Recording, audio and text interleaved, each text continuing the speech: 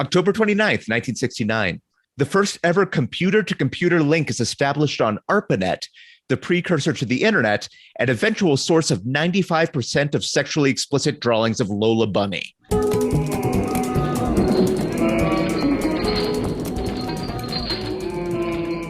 Ooh, hear the wind blowing across the moors. Welcome to the Revisionists. It's Halloween. I'm Brian Flynn. I'm Zach Powers. I guess we're stuttering. We got fear. So, yeah, that's exactly. That's definitely that's the theme for the names this week. We're stuttering our names because we're scared of ghosts. And joining us, Micah Thurston, everyone. So glad to finally have you on. Thank you for being patient with me as I was working out the guest list for the show. It's great to be here. Sorry, I'm trying to Micah Thurston, like a vampire. I don't know. Micah Thurston for your blood. Yeah, Micah that's it. Thurston. There we go. More. Sonic Youth, this very scary band. I mean, yeah, I guess it sort of can be. Parents didn't understand it at the time, so that's scary for them. Mike Count Thurston? Yeah, that, of course, the scariest character on Sesame Street. Absolutely. Other than Abby Cadabby,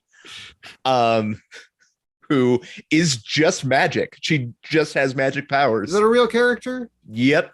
Her last name does sound like Cadaver. Yeah. So that's something that she has going for her in spookiness points. I'm kind of mad about Abby Cadabby, just because, like, she can do magic and no one else on Sesame Street can, and it breaks the reality of Sesame Street to me. But yeah, this is before it was originally like it was a very gritty.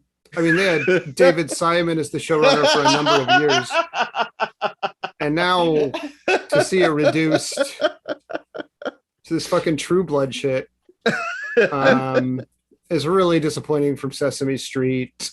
Yeah,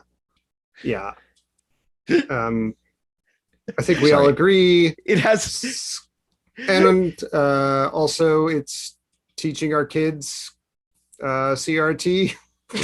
Whoa, okay. Okay. Look, even as a joke right now, I feel like I think they've moved past that one, honestly. Like, they don't talk about that's actually that one true. Anymore. That was like 2 social panics ago. They're onto grooming, I think is kind of still the thing. Yeah, they've sort of expanded on that. Very funny that a Republican politician was just arrested for masturbating outside of they get arrested. They get arrested for that shit. They get arrested. Yeah, which is of course. Yeah. There's so many high profile Republican like people with very, very, very substantiated like accusations of preying on children, but yeah, that don't count because it's straight. It's straight. It doesn't count when it's a straight pedophilia. Yep, only when it's made up, apparently. Because then, anyway, listeners, let's not talk about scary things and instead talk about spooky things. There is a smidge of pedophilia in this story. Yep, there is actually a more than a smidge of masturbation. Masturbation is not scary. No, kids, if you're listening to this and you shouldn't be, it's natural. If your parents have tried to like just pop in your door wearing monster masks at random times of the night, they're trying to make you think masturbation is scary. Don't listen, and divorce your parents. We were all teenage, pre-18, high school age teenagers and middle schoolers at some point, and yeah, I mean, Yeah. we went for it. Oh God. Yeah. I guess I can't speak for my co-hosts. I mean, this is the point of the show when I am going to drop in the background track of Bruce Springsteen's Glory Days.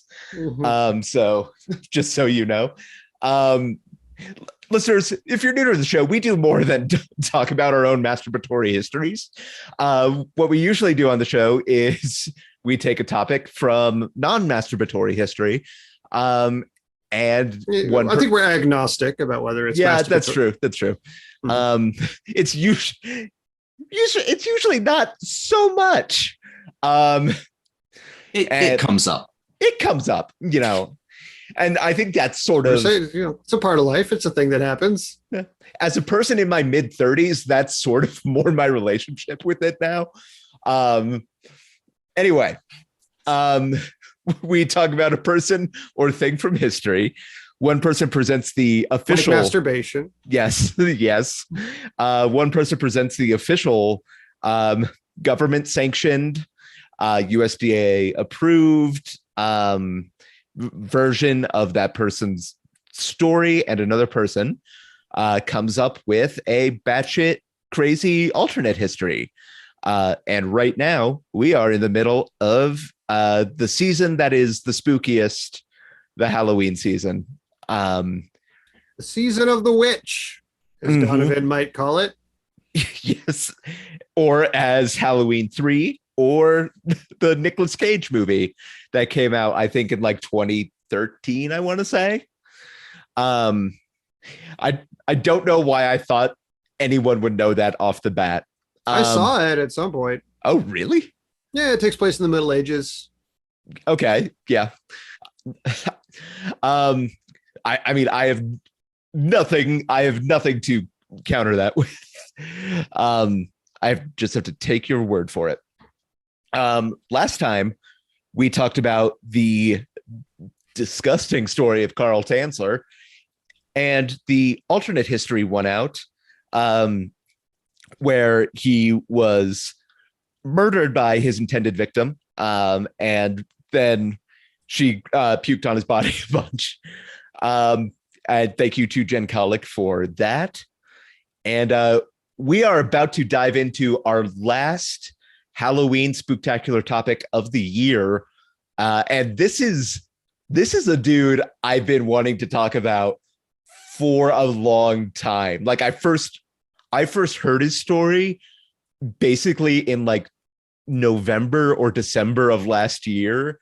And I was just like, okay, this has to be a Halloween topic at some point. We're talking Jack Parsons. And Zach, you're doing the actual history. Yep. All right. Whenever you're ready, then take it away.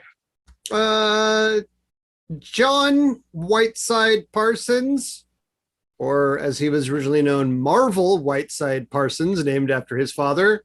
Marvel, I guess, was just his dad's name. So there you go. That's wild. I did not know that. Was born October, that's spooky, 2nd, 1914. He was named after his dad. The relationship between his mother and his father deteriorated pretty quickly after his birth. And after the father left the picture, his mom was basically like, I don't want you to be Marvel anymore. I want you to be just John. Yeah. He went by Jack a lot. Like a normal human name that people have. That's how you know it's a messy divorce. When your mom doesn't want to call you by she changes your first name. Yeah. So he is born in Pasadena, in Los Angeles, I should say, California. His family, in spite of the marital troubles that befell his mother, who remarried fairly quickly, was born to a fairly wealthy family. In particular, his grandparents were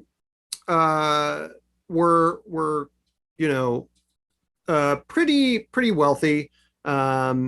The reason, by the way, his mother left the father is that she discovered that he had used a prostitute numerous times, which foreshadowing, I guess. But yeah, so he grows up in a pretty well-off household, particularly because of her parents being quite well off. He is a kind of, I don't know, unpopular, nerdy child. He's obsessed with science fiction and things like that.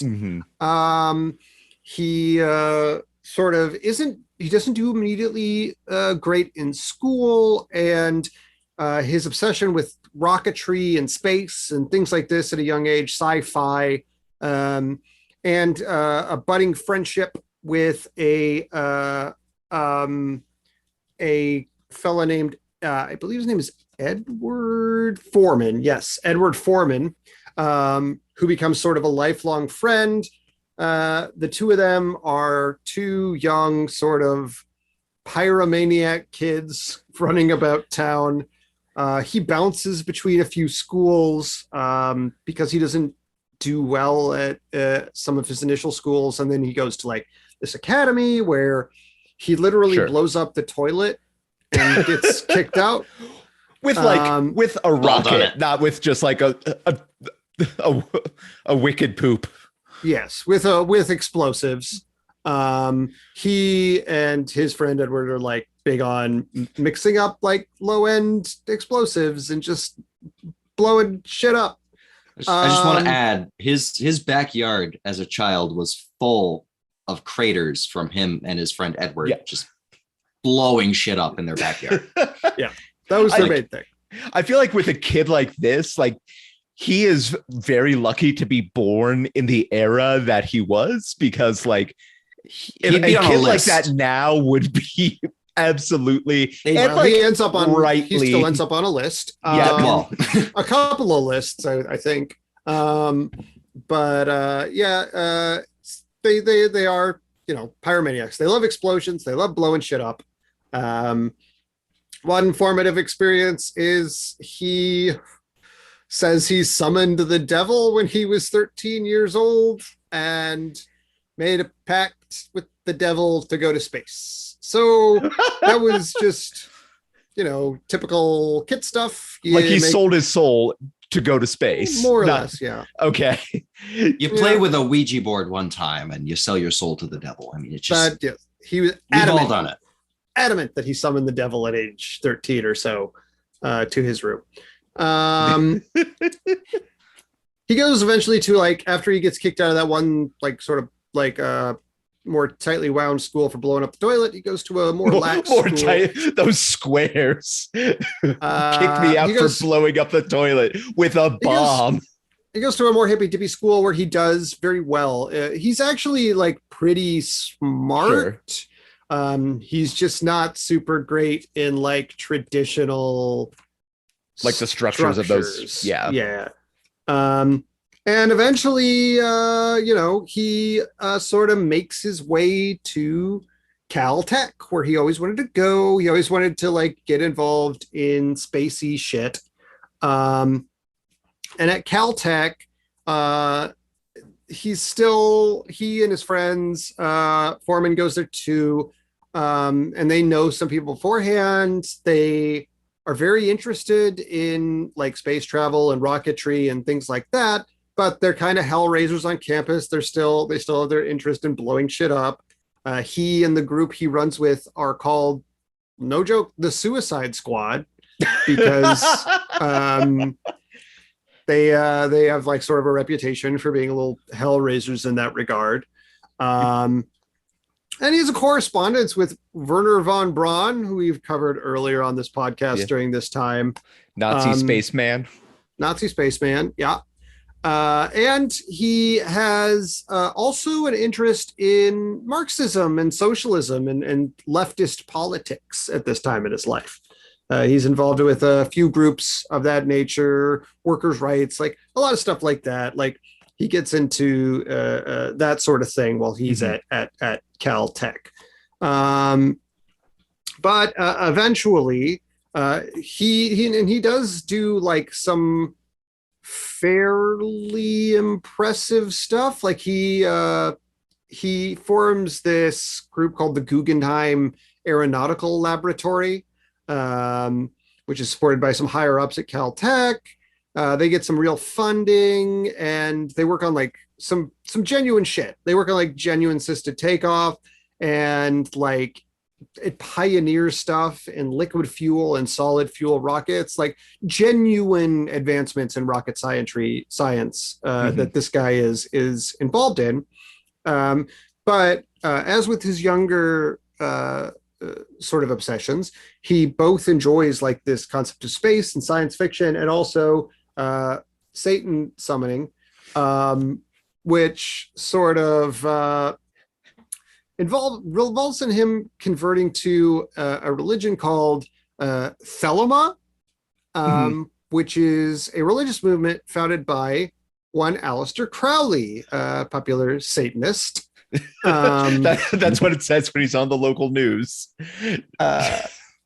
Yeah, he and his first wife, Helen Northrup. Sorry, I'm just picturing like a Satanist high school where it's like, oh, those are the popular Satanists, and of course, Jack Parsons would be one of the unpopular Satanists. He was mixed popularity, I'd say.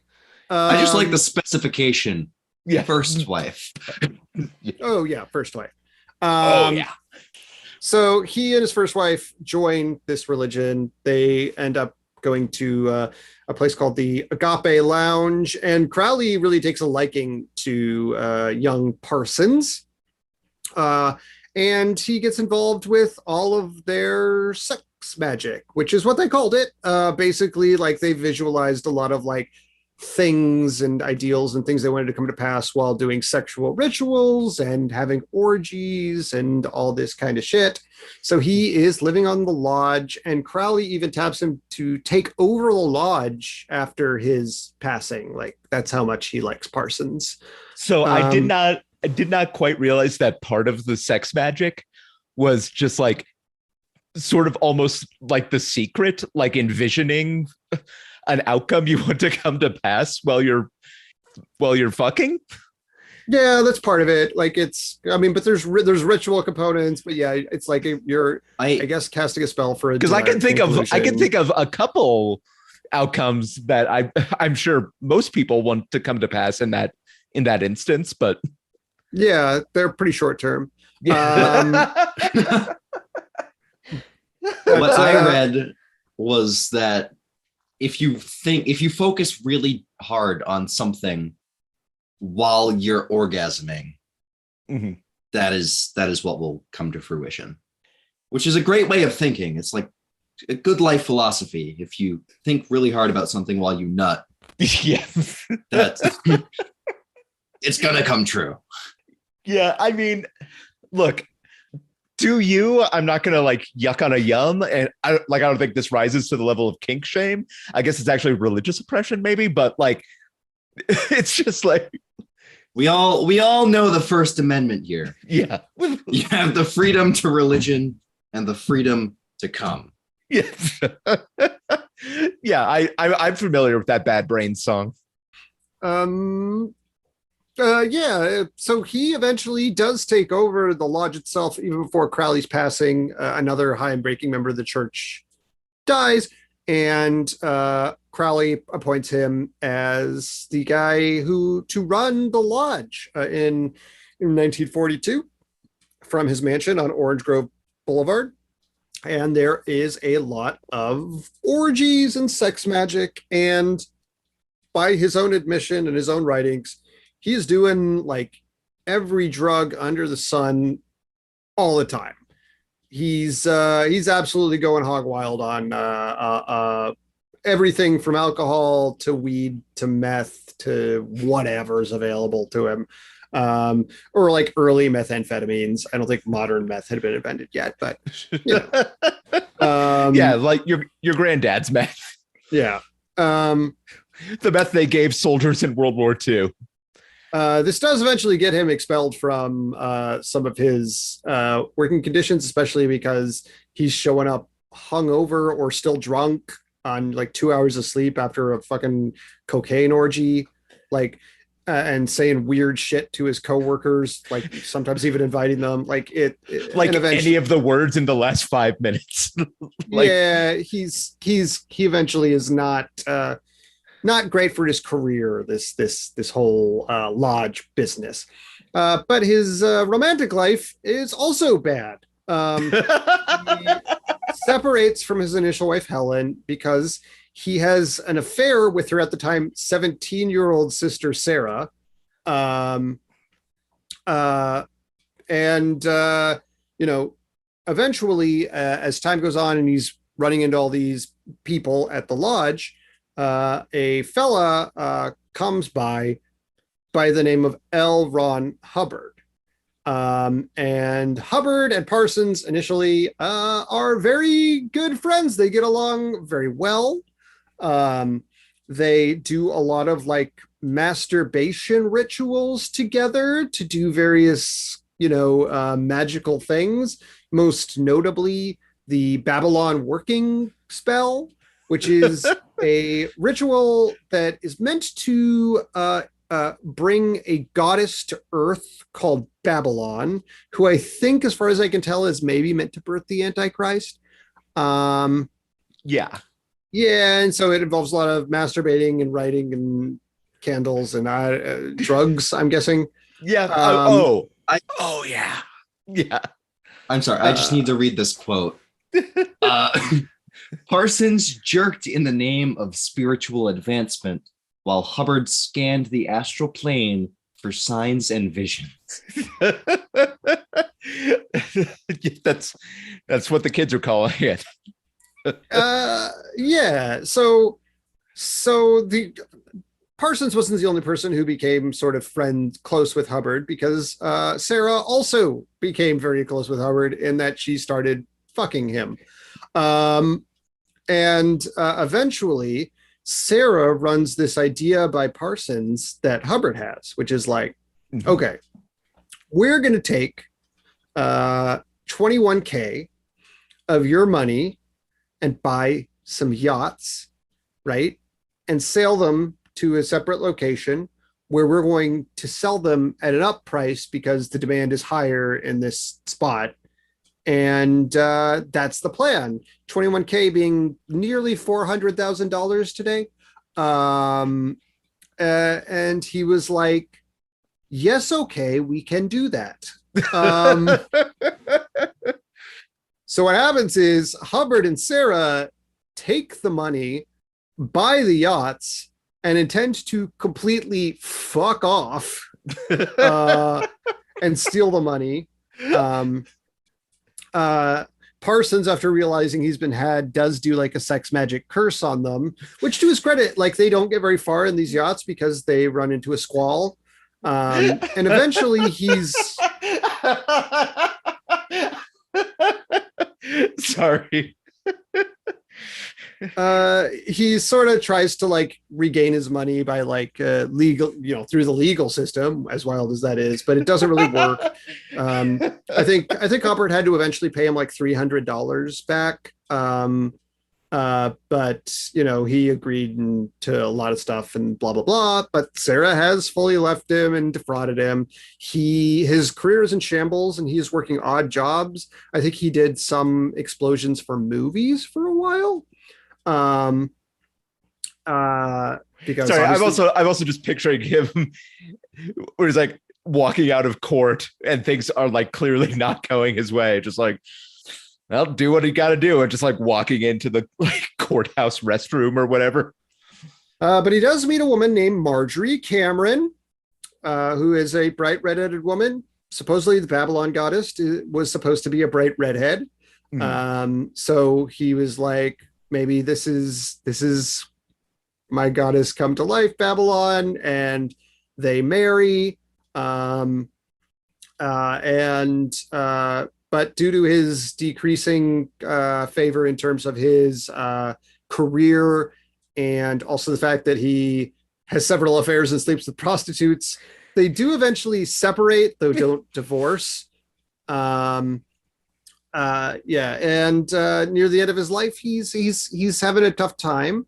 McCarthyism comes around, and Huac comes for him. Mostly because he was a leftist in college. I'm laughing because it's so predictable and so fucking stupid. Yeah. He gets a gig working as a consultant for Israel's rocket program, and eventually even lines up a gig in Mexico where Marjorie, his last wife, has relocated to. She's still involved in several like weird cultish fucking things, but she's gone down to Mexico. And he's like, listen, I got a better job. I'm going down to Mexico. I know that's where you are. Maybe we can get back together. And she seems receptive to it. But shortly before he is supposed to do that, he is mixing some explosives for, I think for like one of his odd jobs at home. And he mixes them poorly. And there's an explosion. He is grievously injured at his home and dies the next day at the hospital. There's like a hole in his face. His arm is horribly mangled. It's ruled as an accident, but there's a lot of speculation because this would be a very routine operation for this guy. Like it's something he's done 1,000 times before and not had a problem with.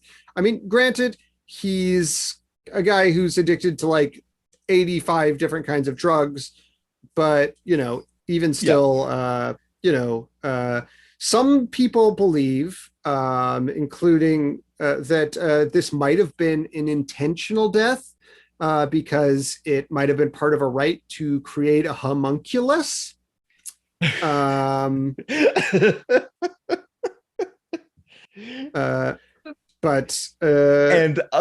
For those of you who don't know, a homunculus is like a Frankenstein. Yeah, it's more. Yeah, basically, it's a Frankenstein. It's kind of like Golem or Frankenstein-esque. Yeah. I thought that was a shrunken head in a jar that like scientists keep. Well, it's like a weird custom-made creature that custom-made. Yeah, it's a bespoke monster. It's just a Build-A-Bear, but for monsters. Yeah. Just to obviously, if there's any details, either of you both are familiar with this guy. If there's any details you think I sped through, feel free to add. But just to give the quick version of the life of Mr. Jack Parsons, that's more or less. He dies at 37, by the way. So this is a pretty. He's not exactly an old man. He packs it in pretty well. Yeah. That's. I mean, Mike and I were talking about this before recording. One of our favorite things, and I can't remember if this is like part of the HUAC investigation or if it's just like one of the other reasons he loses his jobs with like JPL, the Jet Propulsion Laboratory, which he helped found. But like basically FBI agents come to him at one point and are like, hey, are you selling rocket secrets to Russia? and he's like, no. I'm selling them to Israel. Yeah, it's totally cool.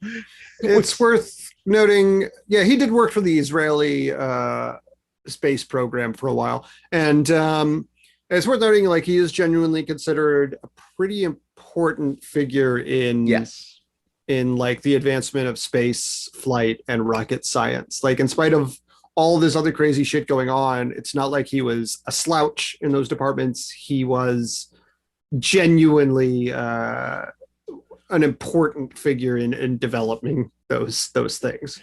And like imagine what he could have done if he like either dropped the meth or like the jerk off magic, basically. Like one of the two, even not even both. Like because I'd say the meth first. Yeah. He lost his FBI clearance. Yes. Because he was taking work home to sell to Israel. But as we've learned, you cannot take top secret information home. No. It's very relevant today. But especially when you when your home is also like an orgy meth house. Yeah. If you're having L. Ron Hubbard over to your house, do not trust L. Ron Hubbard. Maybe don't take the rocket science home. Based on what Scientology would do later, getting some rocket secrets is small potatoes for Scientology. They had some operations where they got deep in there. Yeah, you gotta pay to be in Scientology, though. Yeah, that's true. You just gotta fuck to be in Elma. Yeah, I mean, that is like, yeah, that's the thing where it's like, up until the point when you remember that one of the people he is in a relationship with is 17 years old. Like there's a lot about this guy that's like just kind of fun and weird, and like he's definitely by the end of his life, you definitely understand that like he is not doing well, and like he is not handling things in a way that indicates he's like of totally sound mind. But like, man, before that, a lot of his life is just like, okay, dude, that's the wildest shit I've ever heard. Go for it. Well, back to his affair, his first wife knew. Like, she knew. She was not happy about it. Yeah. Obviously. And then when her sister got involved, it was kind of, that's game over. Yeah.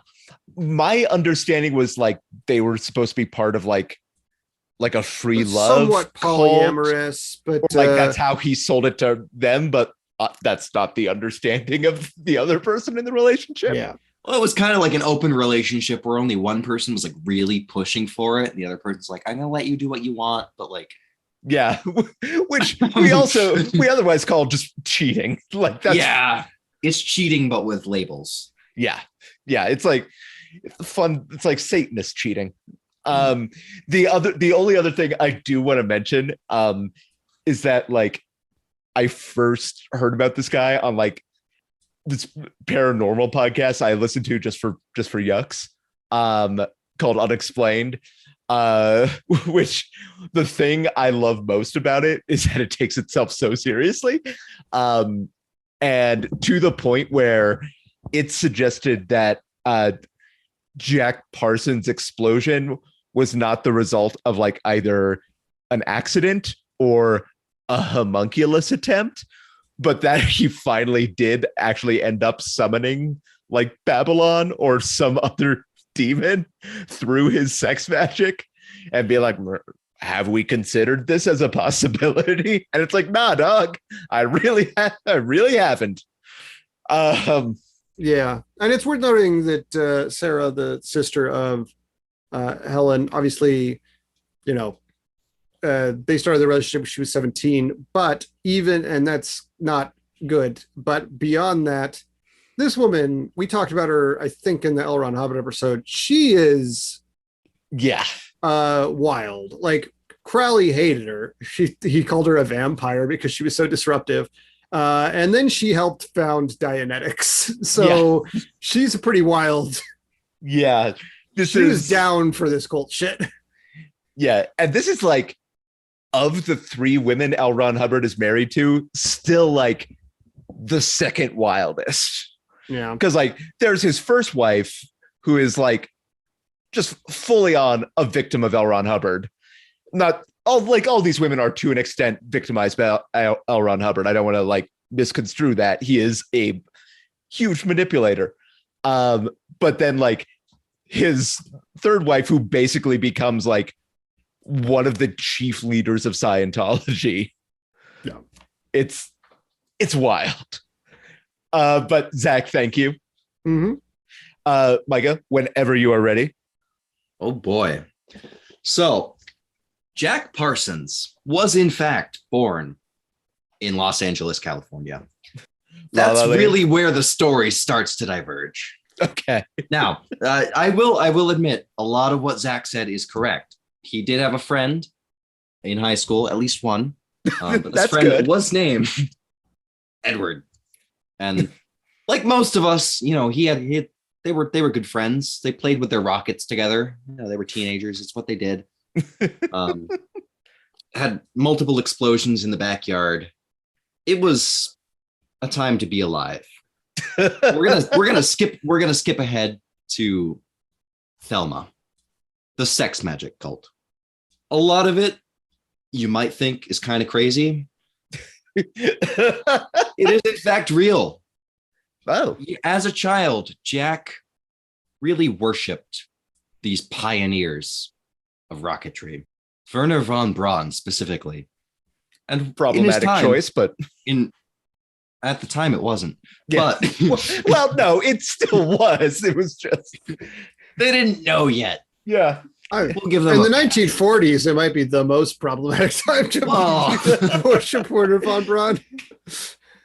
But during his sex magic cult orgies with L. Ron Hubbard, all he wanted to do was meet Werner von Braun and have a genuine conversation with him and learn from him, as one would do. He wants to be his apprentice. Obviously, some shit happens with the FBI. He loses clearance. He tries to sell rocketry secrets to Israel. He was also trying to sell them to Russia, but yeah, he didn't want to admit to that. Yeah, that's so he lost his clearance ultimately, and that really did him in.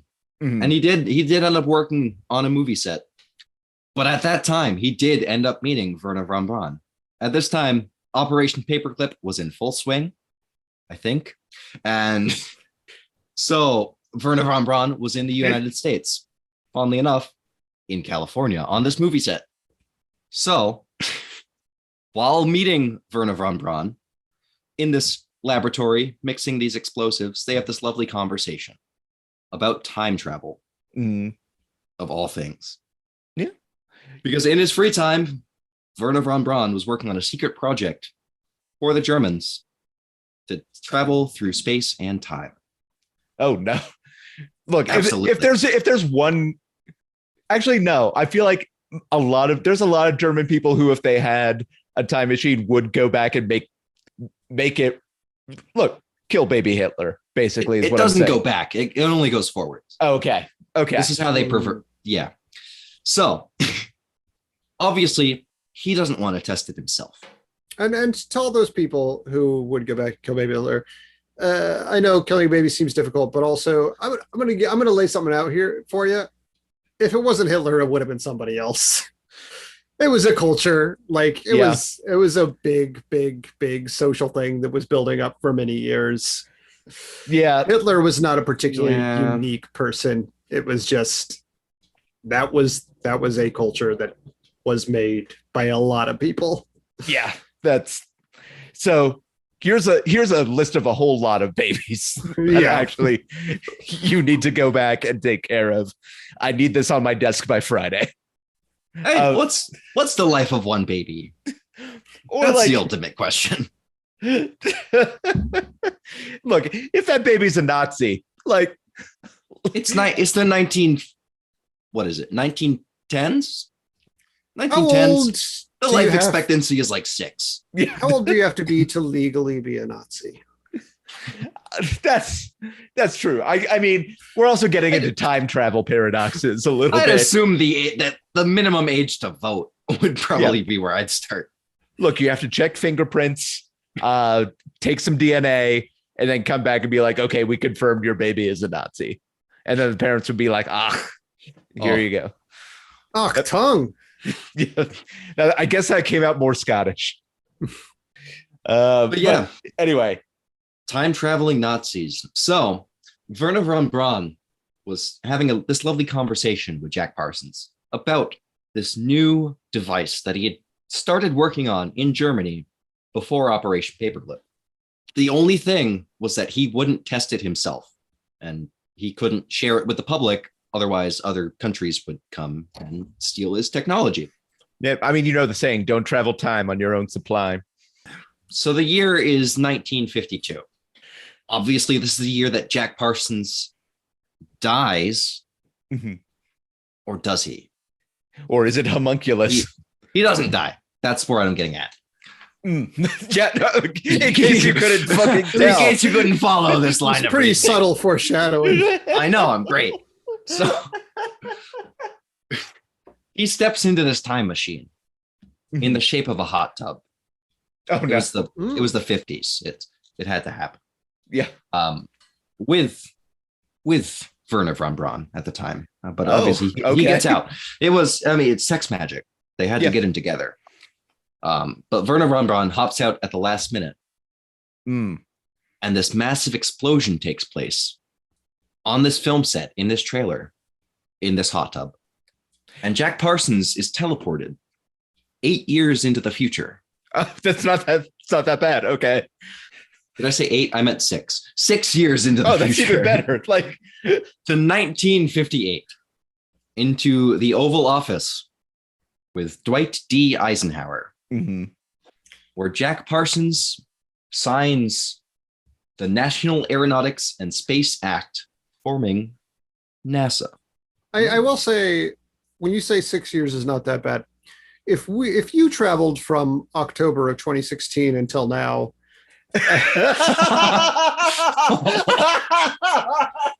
it would be. Oh, I think it'd be a pretty. I think there'd be a lot where you'd have to be like, "Wait, what? Excuse me?" you know, numerically, it's not a Yeah. lot, but I you could say the same for a lot of places, circa 1939 Yeah. to 1945. Yeah, that's true. Like There's a lot going on. in my head, I was just like, oh, I mean, if you had a dog, like your dog would probably, there's a good chance your dog would still be alive. Not if your like- dog was like 14. No, but like, I forgot about everything else in the world Yeah. being a factor. I mean, this is like pre-Nixon to Watergate. That's enough Yep. years for that to happen. I mean, like 2016 is like the level of like Elon Musk discourse is like yeah, 10 to 5% of what it is now. literally, even- if you went back 6 years, it would be that period of time where everyone was like, "Well, that tape came out. He won't win." Yeah, Like yes. that is where you would be, Yeah. and then you'd. Never mind. I COVID didn't- would be a whole other discussion. didn't But- even know who Elon Musk was in 2016, and now he owns Twitter. Oh man. That's scary. Yeah, that's okay. But yes, I retract my statement. he forces Eisenhower's hand to sign NASA into existence. And the first thing he does is appoint Werner von Braun Mm-hmm. as the head of the rocket division. Not himself. That'd be too obvious. He's dead. Yeah. Remember? That's the big Mhm. cover up. We're getting into some deep, dark conspiracies. I'm on a watch list because of all the websites I went to. But Of course, alqaeda.com and like ISISrules.org. oh, No, I was So- going to say, like, it was mostly the one where he bought just a ton of mushrooms, but Yeah. go There was Stalin.net. Yeah, it was unrelated to Pirate Bay. Yeah. But to cover his tracks, Werner von Braun, now 6 years later, had to destroy all of the teleportation and time Mhm. travel technology. That was very important to his plan. He also had to cover his tracks with Parsons. He got what he wanted. He created NASA. He pioneered himself to being the most important rocket scientist in the United States. Granted, he's a German, but you know. So he now has to kill Jack Parsons. So, being an occultist himself, Werner von Mhm. Braun, he coerces very easily Parsons into another sex cult orgy. Seems Yeah. easy enough to do. Like honestly, this dude's on hella meth and loves to Yeah. fuck. There's always a sex cult orgy around somewhere. I mean, the guy who killed Garfield was in one. Like, there's always one kicking around someplace. Wait, what? The guy who killed Andrew Garfield was in a sex cult. I thought you meant the cat. Oh, That's where my Well, head went. I You did mean- go 6 years in the future, and the guy who kills Garfield is also in a sex cult, but that hasn't happened. That's coming up. Also, you said Andrew Garfield, which is, of course, the actor. No, But, not like, Andrew I can't- Garfield. James Garfield. James Garfield. Yes, James Garfield. Sorry, that Did was not know he was in a sex cult. Yeah, he was a real wild one. The guy who killed McKinley was like a disgruntled. McKinley was an employee. anarchist. Yes, he was Yeah. like a Goldman follower. But the guy who killed James Garfield was just wild and crazy. We can do an episode on that guy because he's fucking nuts. He was in a sex cult, and nobody in the sex cult liked him. That.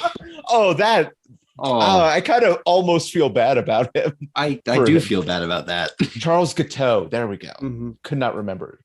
Anyway, sorry. Oh boy. So Werner von Braun destroys his hot tub time machine. And now he has to kill Jack Parsons. That's where we're at. So how does he do it? I already said this. He invites him to a sex cult orgy where he takes his Flavor Aid and his arsenic and he poisons him, but it doesn't kill him. For some reason, Jack Parsons survives in arsenic poisoning. Very Rasputin. Absolutely. Sex cult. He's addicted to drugs. Yeah, that's true. I mean, Actually, Arsenic's not going to hurt him. Speaking of sex cult people who are addicted to drugs, Rasputin. Yeah, that's true. There's a lot more sex cults than I really thought there would. It kind of makes the whole sex cult thing a little less special. Oh, kind of cheapens the sex cult. What a guy, Rasputin. But no. What an awful. He attempts to poison Jack, and it doesn't work. So what's the next best get to kill him? Obviously, you can't kill Jack from normal ways. He's almost blown himself up multiple times. He's done every drug under the sun. Mm-hmm. He's Iron Man. Except with this is way more syphilis. This is Jim from The Office trying to kill him, but Nazi Jim. Yeah. So regular Jim. Yes. We skip forward. That's how I read The Office anyway. We skip forward another 20 years. And we board the Challenger. Oh, God. Okay. And in his will, at this time, Von Braun is dead. Mm-hmm. But he says, Jack Parsons must be on the Challenger.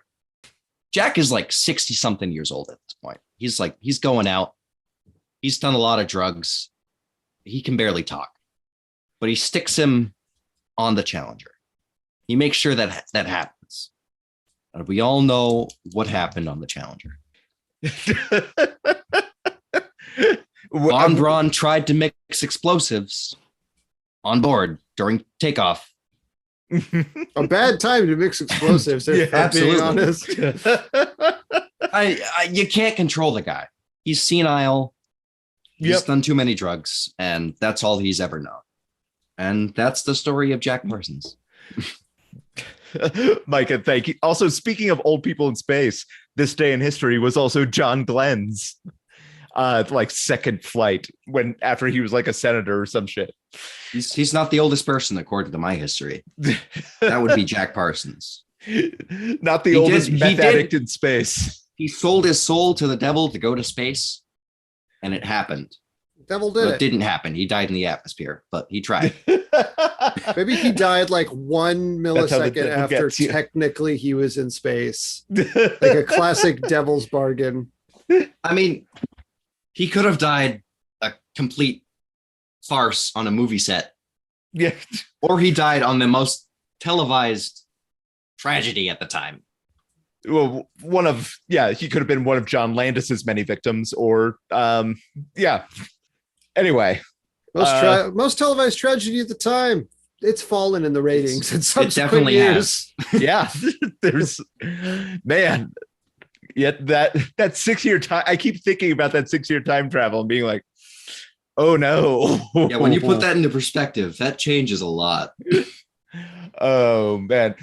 Listeners, before we move on to judgment, we want to ask that you review this show on your podcast service of choice. It absolutely helps get new listeners And we love you, our existing listeners. We just would like there to be more of you. So yeah, write a review, leave 5 stars, and any written comment, write like your wish list for your sex cult, and then just go have a bunch of sex or masturbate. I don't know how the sex magic works best for you. So do that, spread the word. You can write us a letter, leave us a comment at revisionistpodcast.com. Just click on the contact form. You can also find us on Instagram, for the time being, on Elon Musk's twitter.com, which is, he's been in charge less than a day. It's already worse somehow, which is saying a lot. The fact that he started out with like the worst fucking joke I've ever seen. The worst. And like literally Gallagher prop comedy is the way he started. Yeah.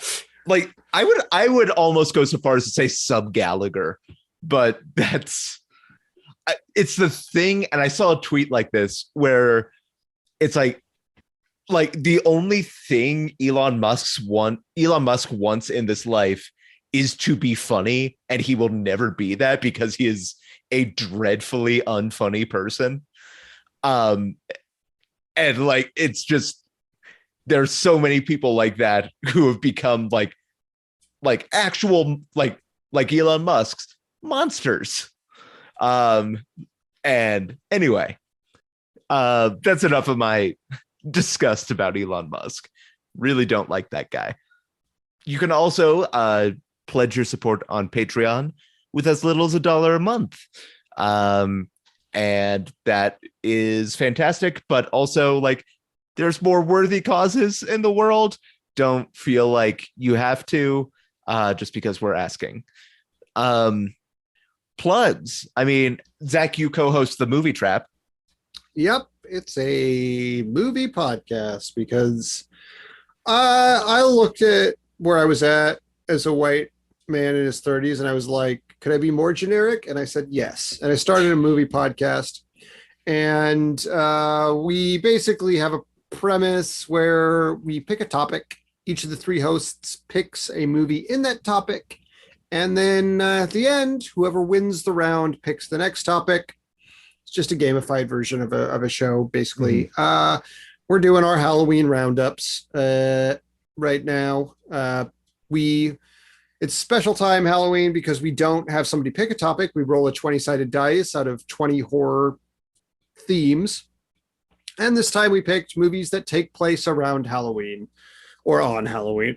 Mm-hmm. So that's our topic right now. And we've done Monster House and Trick or Treat so far. So, yeah. Awesome.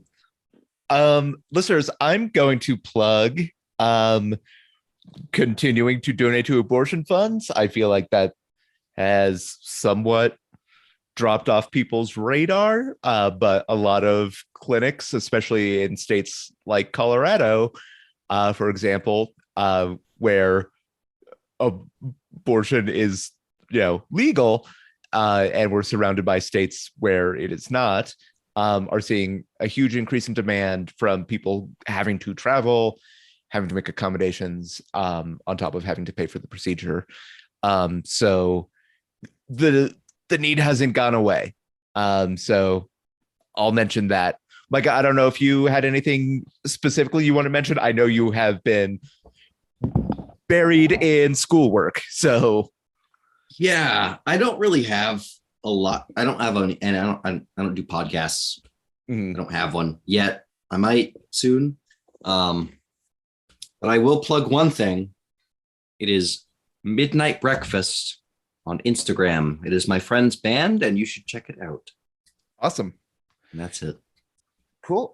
And that brings us to Judgment, which is, this is a fun one for me. I honestly, like, this guy's true story is so buck wild already. But I also very much like the idea of, well, actually, Werner von Braun with a time machine could do some damage. He was a bad person. I do like that he is canonically dead. So that is I like that. So I feel like I will still cast my vote for the alternate history, because as long as Werner von Braun can remain dead and can't do any more harm, I like the image of just like him sharing a hot tub with a weird sex pervert who did magic. But listeners, voting is now open for you on Patreon. And you can also stay tuned to our Instagram stories for last chance voting and other things like that. But that will do it for this episode. Micah, thank you so much for joining us. Thank you for having me. And Zach, thank you as always. Of course. Yeah, for everyone here at the Revisionists, have a spooky Halloween. So for this Halloween, we're doing Mario. Yeah, that got, I was going to say, it got very Italian. Because Chris Pratt's not doing Mario, we are going to do Mario as a protest. So, wait, he's not doing Mario? Well, he doesn't really do a voice. Oh, he's not doing the voice. Okay. Yeah. Yeah, okay. So this Halloween, we're doing the Mario protest, where everybody says have a happy Halloween in the Mario voice, to protest that Chris Pratt is not doing the Mario voice. That's just, if you haven't seen on social media, a lot of people are changing their profile pics to a red and blue image that says have a happy Halloween. So that's just a social justice thing that's going on right now. Yeah, so listeners, say it in unison. It'll be a really empowering moment. 1, 2, 3. Have a happy Halloween. Fucking Zoom. Jesus Christ.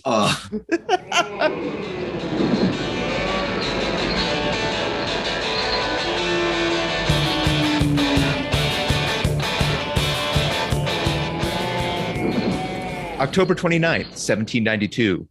Oregon's Mount Hood is officially named after Samuel Hood and his uncircumcised penis. October 29th, 1901. Jane Toppin, a nurse who was so charming and bubbly and helpful that patients and colleagues affectionately call her Jolly Jane, is arrested for murdering 12 people. October 29th, 1675.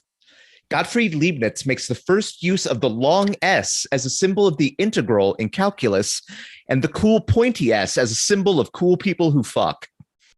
And last one, October 29th, 1969. The first ever computer-to-computer link is established on ARPANET, the precursor to the internet, and eventual source of 95% of sexually explicit drawings of Lola Bunny.